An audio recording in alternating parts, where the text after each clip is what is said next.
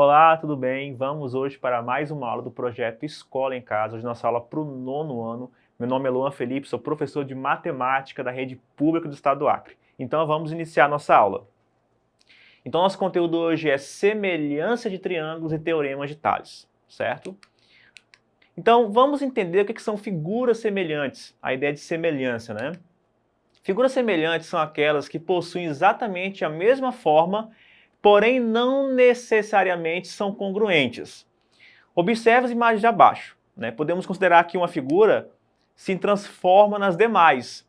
O nome dessa transformação é chamado de homotetia. Você lembra? Você já viu algumas transformações geométricas, você já viu translação, rotação, reflexão, e agora nós temos uma nova transformação geométrica, a homotetia, que é a ampliação ou a redução de uma figura original, mantendo a sua forma.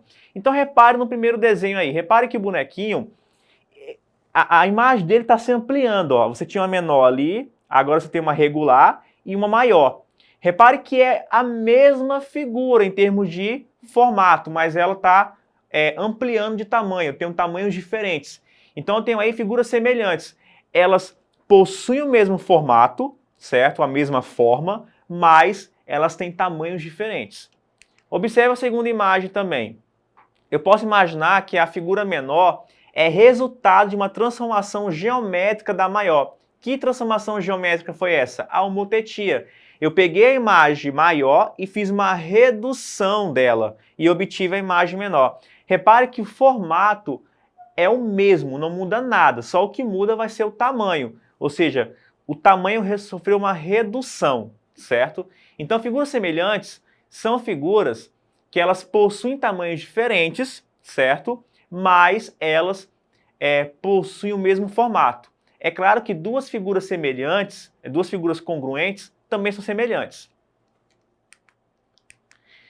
Bom, já que polígonos também são figuras, eu posso imaginar a semelhança de polígonos. Então eu vou dizer que dois polígonos de mesma quantidade de lados são ditos semelhantes se somente se os seus lados homólogos são proporcionais e seus ângulos internos correspondentes são congruentes. O que são lados homólogos? São os lados correspondentes. Então, por exemplo, imagine esses dois quadriláteros aqui. Repare que, intuitivamente, você percebe que eles têm o mesmo formato. Só que, claro, o quadrilátero ABDC, ele é menor em tamanho que o quadrilátero A'B', C'D', certo? Mas eles têm o mesmo formato. Então, eu posso imaginar que esses dois quadriláteros, eles são semelhantes. E aí, a definição de polígonos semelhantes é a seguinte: os lados correspondentes são, proporcionais e os ângulos correspondentes são congruentes. Então, repare, se eu pego esse segmento aqui, B'C', quem é o segmento homólogo a ele nesse quadrilátero? É o segmento BC. Repare que é o mesmo formato, ó. E repare que 6 dividido para 4 dá 1,5. Quem seria o lado homólogo ao lado A'B', né? Seria esse mesmo lado aqui, esse mesmo formato aqui, AB, que dá 3,8. Se você divide 5,7 para 3,8, também dá 1,5. O segmento A'D', quem é o segmento aqui, o lado correspondente a ele, o lado homólogo? Seria o lado AD. E repare que aqui é 2 centímetros. Se você divide 3 para 2, também dá 1,5. A mesma coisa vai acontecer entre D', C' e DC. Isso quer dizer o seguinte, que os lados homólogos correspondentes, eles são proporcionais. Sempre que eu divido a medida de um lado pelo seu correspondente no outro polígono, essa razão sempre dá 1,5. E acontece para qualquer par de lados correspondentes. Então eu falo que os lados são proporcionais. Além disso, os ângulos correspondentes são congruentes. Ó. Este ângulo é igual a este ângulo aqui é igual a este ângulo tem a mesma medida deste, e assim por diante. Ou seja, dois polígonos são semelhantes se somente se os lados homólogos são proporcionais e os ângulos correspondentes são congruentes. Ou seja, quando eu aplico a homotetia em polígonos, o que acontece? eu aumento ou reduzo o tamanho do polígono, mas eu mantenho os seus ângulos internos com as mesmas medidas. Então, consequências importantes. Vimos que quando dois polígonos são semelhantes, os lados homólogos são proporcionais, ou seja, a razão entre um par de lados correspondentes é constante. E a essa razão eu defino ou chamo de razão linear ou razão de semelhança.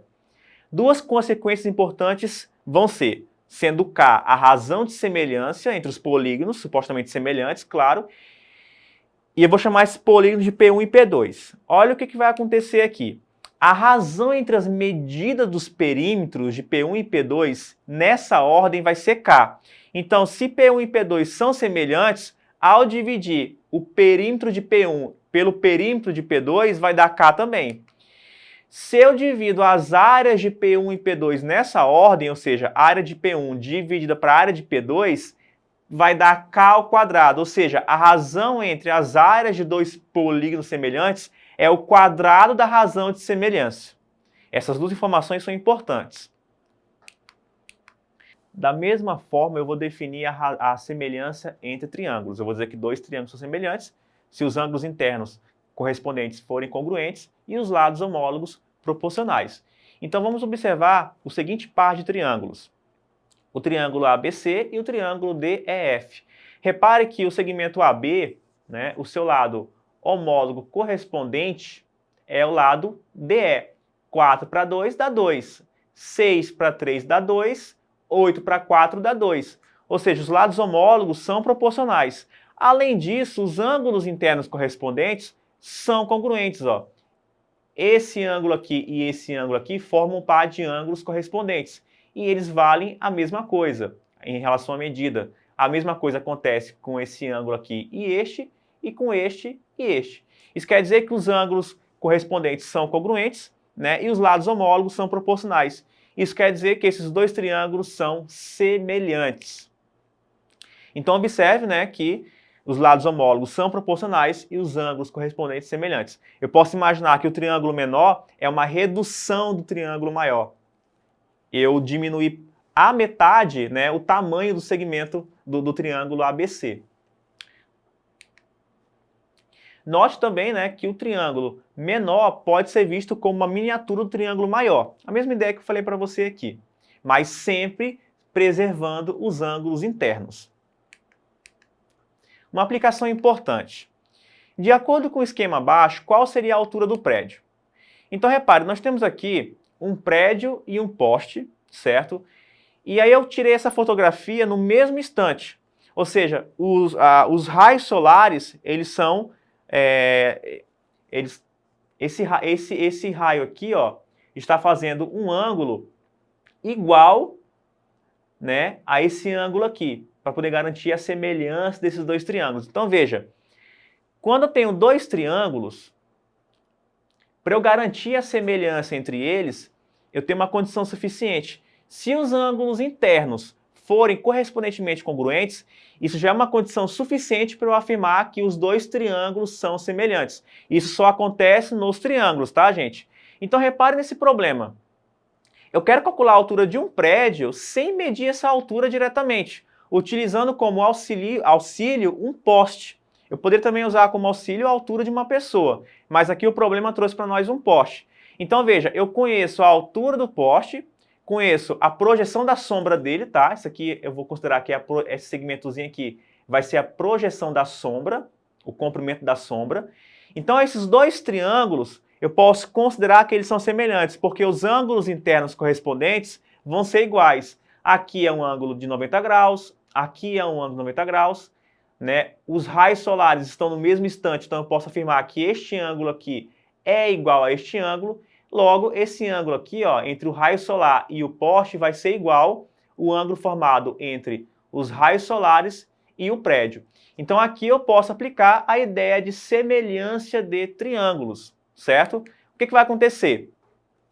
A altura do prédio vai estar para a altura do poste, assim como o comprimento da sombra do prédio vai estar para o comprimento da sombra do poste.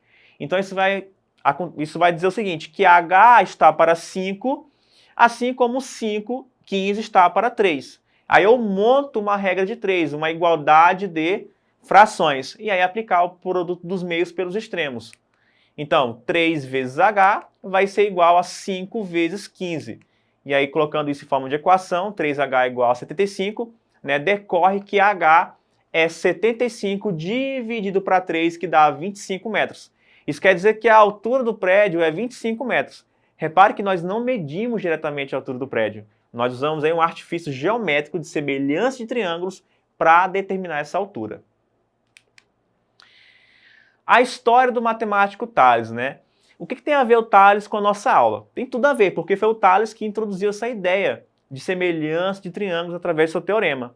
Então o Tales foi um filósofo, matemático, engenheiro que viveu na Grécia Antiga e desenvolveu várias ferramentas matemáticas. Então vocês imaginem que aquelas grandes obras antigas, né, como é que eles faziam os cálculos das alturas e tal? Era utilizando, né, teorema de Tales, essas ferramentas que a gente estuda hoje na geometria plana. Então, imagine como é que os egípcios conseguiram construir as pirâmides, justamente utilizando o teorema de Tales. O Tales foi chamado para ajudar na construção das pirâmides. Então ele calculou a altura das pirâmides, utilizando a ideia de semelhança de triângulos, que é originado, né, do teorema de Tales. Então vamos aqui enunciar, né, o teorema de Tales. Considere um feixe de retas paralelas cortado por duas retas transversais. De acordo com o teorema de Tales, entre essas retas paralelas ficam determinados segmentos de retas proporcionais. Observe o esquema. Você tem 3 retas paralelas, as retas em azul, e 2 retas transversais, as retas em vermelho. O que acontece? O teorema de Tales vai me garantir o seguinte, que o segmento AB vai ser proporcional, vai estar na mesma razão, né, AB e BC vão estar na mesma razão dos segmentos DE e EF. E aí eu tenho a seguinte igualdade, ó. AB está para BC, assim como DE está para EF. Isso é o teorema de Tales. Ou seja, se eu tenho 3 retas paralelas cortadas por 2 transversais, os segmentos entre essas retas paralelas são proporcionais, ok? Obedece uma proporção. Então você deve lembrar que na matemática, geralmente, a gente prova um teorema, a gente justifica do porquê das coisas. O teorema de Tales ele pode ser visto como uma decorrência da semelhança de triângulos. Basta nós imaginarmos essas 2 retas transversais se encontrando e formando 3 triângulos que vão ser semelhantes. E aplicando o que você viu de semelhança de triângulos, a gente consegue provar o teorema de Tales. Então vamos fazer um exercício com o teorema de Tales. No feixe de retas paralelas abaixo, calcule o valor da medida x. Então aqui você tem um feixe, né? E quando eu falo em feixe de retas paralelas, eu já penso em teorema de Tales. E eu já penso em segmentos proporcionais. Então como é que eu faço para saber o valor de x? Ora, o segmento de medida 10 vai estar para x, assim como o segmento de medida 12 vai estar para 7. Então eu posso montar, então aplicando, né, o produto dos meios pelos extremos, 12 vezes x vai ser igual a 7 vezes 10. E nós vamos montar aí uma equação do primeiro grau, 12x igual a 70. E aí, resolvendo essa equação, x vai dar 35 sobre 6. Isso quer dizer que a medida do comprimento, né, a medida x, o comprimento ali que está desconhecido a sua medida, é igual a 35 sobre 6 unidade de comprimento. Aqui é uma aplicação imediata do teorema de Tales. E por hoje é só. Estudamos sobre semelhança de figuras e de polígonos e o teorema de Tales. Agora é hora de botar em prática, né, resolvendo exercícios. Então, voltando aqui para mim, essa foi a nossa aula de hoje. Hoje nós estudamos 2 importantes conteúdos, semelhança e teorema de Tales. Depois compareça na plataforma, assista novamente essa aula para uma melhor compreensão. Até a próxima e bons estudos.